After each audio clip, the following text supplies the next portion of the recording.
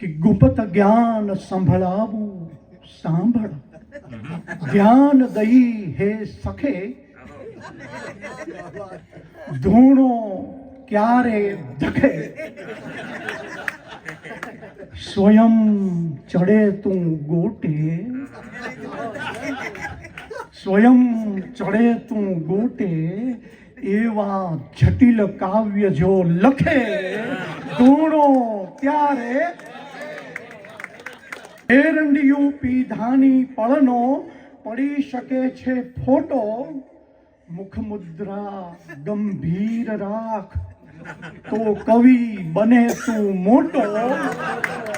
કે વહે વહે હોઠથી વાણી ને આ કાન ચડે જો ડખે,